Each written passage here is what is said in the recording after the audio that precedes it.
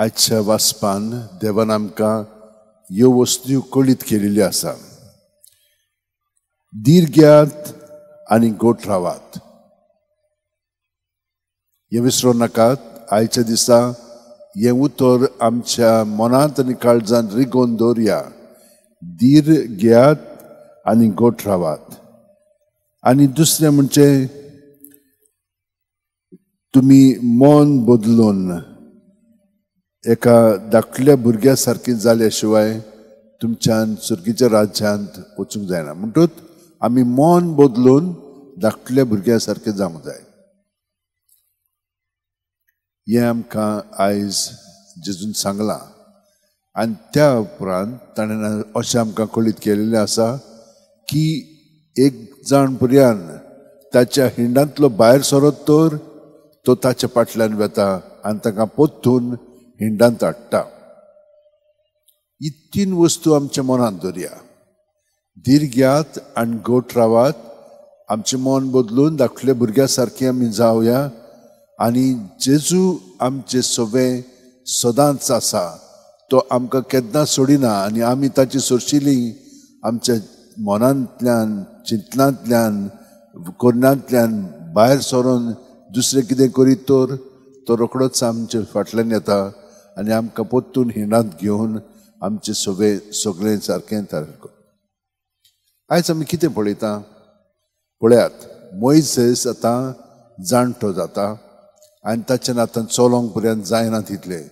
आनी देवान ताका सांगलेलें. तो म्हणटा म्हाका देवान सांगलां की हांव देवान दिलेल्या देशांत पावचो ना, पूण हांव देवान सांगलां ते प्रमाणे कोत्ता. जोशुआक ताणें निवडलेलो आसा.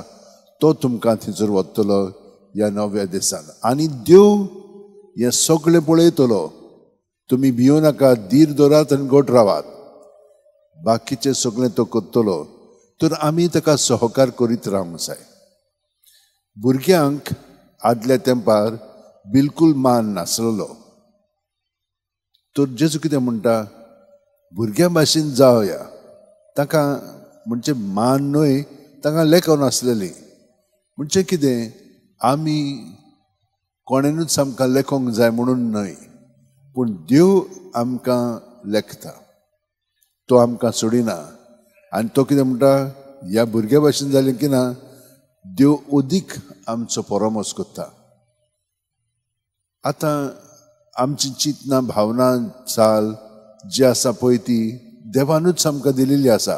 पूण आमी ताका चिटकोन रावंक फावना. नाल्यार तेंच आमकां मागीर आमकां गुलामपणान दवरता. आनी आमी अदीक बरें करूंक जाय तें करूं ना. मागीर आमी हळू हळू आमकां जाय पळय तशेंच करूंक लागता आनी हे पुरिताच्या हिंडांतली आमी भायर सरता. तर म्हज्या भयणीनो आनी भावांनो, ह्यो तीन वस्तू आमी मनांत दवरया आनी आयच्या दिसा आमचें जिवीत अदीक खोलायेन जेजू सवें आसा ते भाशेन आमी जिवया. सगळीं जाणां आमचे हात अशे वणटेन दवरया. दोळे बंद करया.